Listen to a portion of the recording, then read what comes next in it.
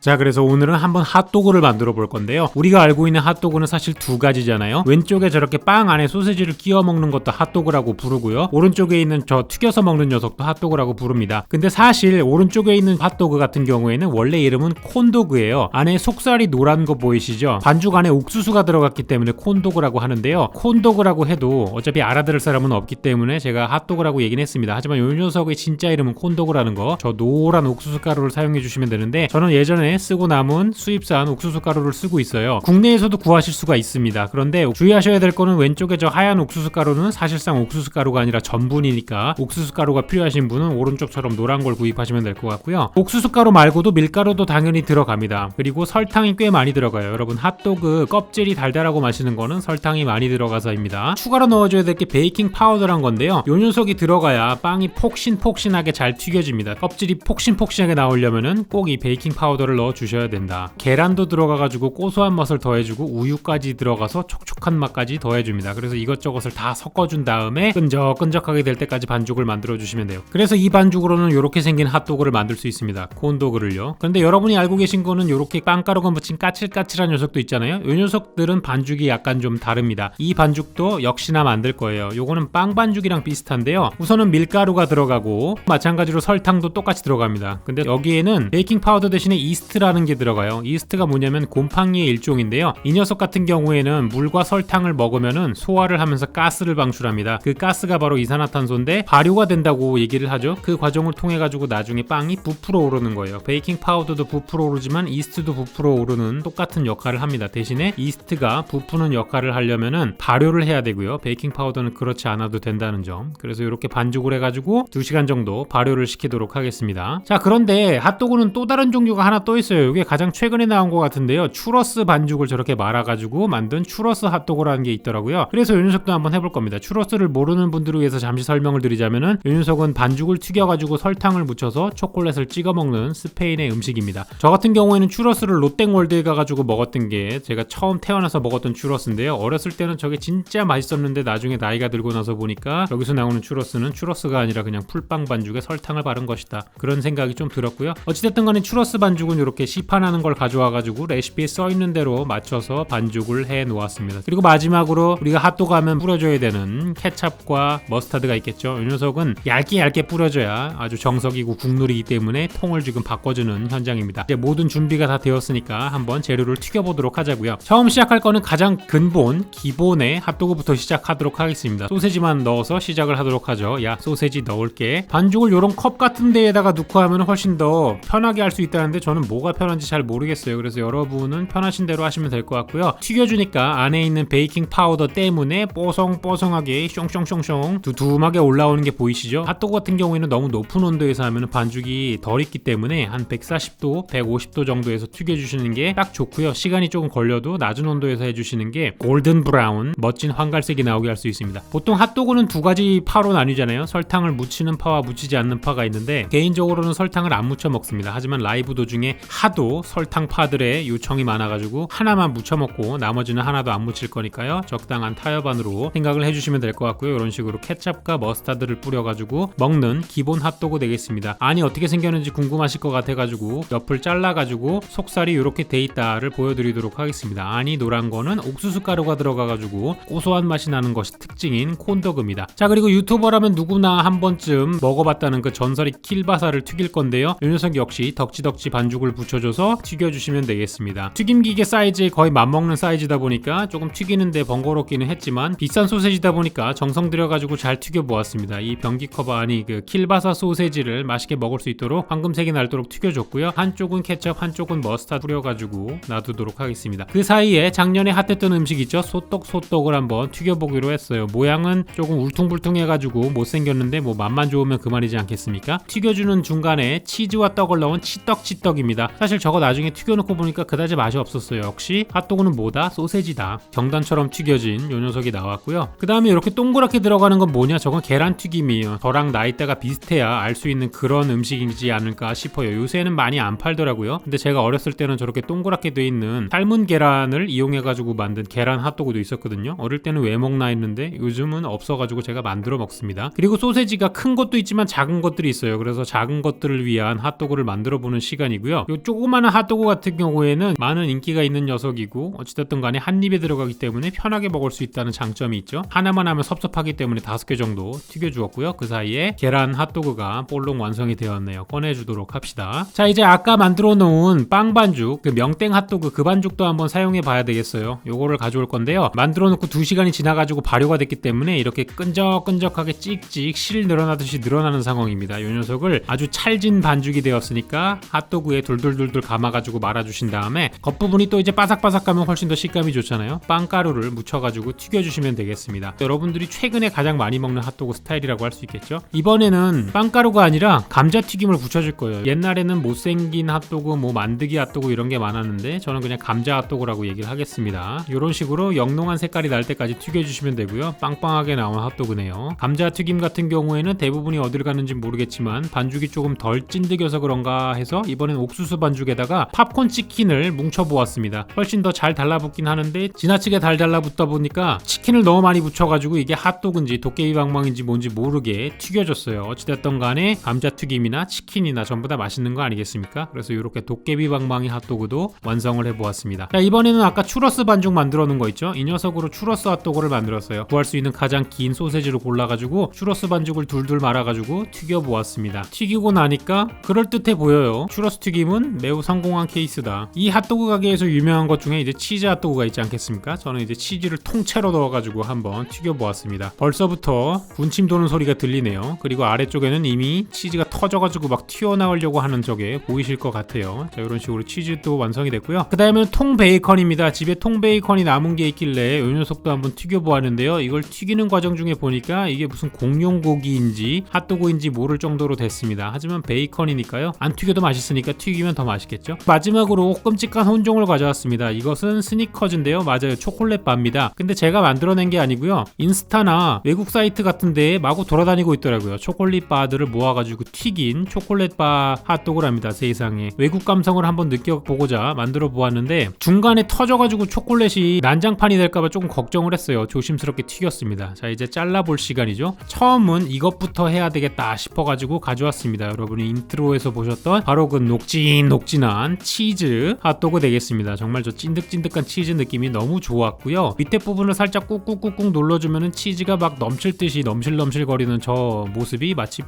매우 아름다운 영상이었습니다. 자, 이번에는 공룡고기가 아니라 베이컨입니다. 근데 베이컨 핫도그를 저만큼 먹기에는 조금 느끼해서 한입 크기로 잘라가지고 케첩을 실컷 발라가지고 먹어보았습니다. 역시나 베이컨이 베이컨했다. 베이컨 무조건 맛있다. 자, 그리고 요 녀석을 잘랐는데 벌써부터 시커먼 게 묻어 나오죠. 네, 맞아요. 이게 바로 스니커즈를 튀긴 건데요. 세상에. 편견을 버리고 한번 먹어보았습니다. 느낌을 굳이 얘기 드리자면은 초콜릿 도너츠 먹는 느낌이랄까요? 편견을 버리니까 괜찮았습니다. 하지만 역시 소세지가 들어가야 된다. 그래서 기본 소세지, 이 명땡 핫도그에서 나오는 이 기본 소세지를 먹어봤는데요. 소리 들어보시죠.